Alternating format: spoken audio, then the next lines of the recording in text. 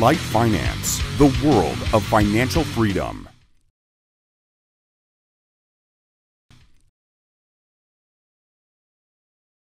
Hello everyone, it's Monday, October 18th. We are starting a market forecast. The current week in terms of the macro calendar looks as follows. The main focus is of course on the PMI from production from major economies such as the US, Germany and UK. Inflation data from Eurozone next, Great Britain and the Canada.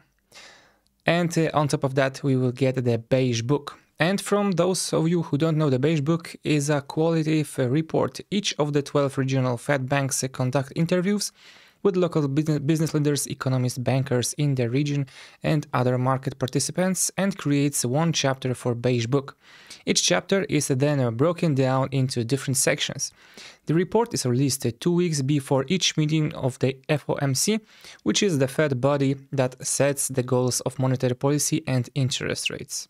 The book itself is considered to be one of the most valuable tools at the Fed's disposal in making the key economic decision.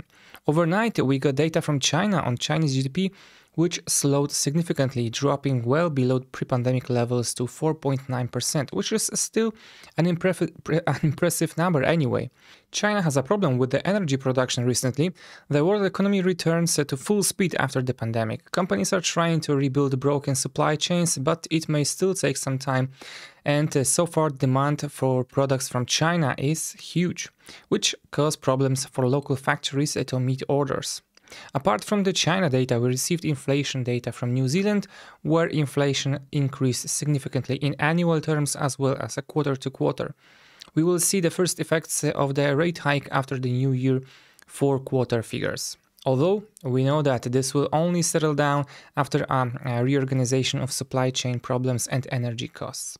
I would be rather surprised if the rising rates itself would do much in terms of taming inflation at the moment. Okay, let's go to the charts and start with the Euro USD, which is slowly forming a long signal from H4.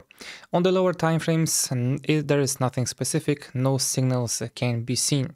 On USD CAD, the price has almost reached the previously designated 161.8 FIBO level. Now it looks like an inverted head and shoulders, i.e.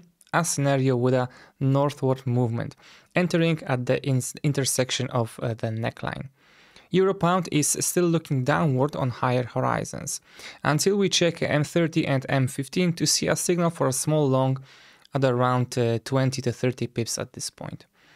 Gold, well, easy come, easy go, but seriously, we made a higher low. We did not negate the entire upward move. The trend is still upside, so there is an opportunity to enter long again. When it comes to crude oil, sky is the limit. Price went through 161.8 FIBO expansion like a butter on a summery day.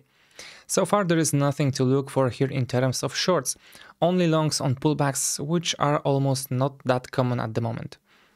Okay, that's it for today. Thank you and goodbye.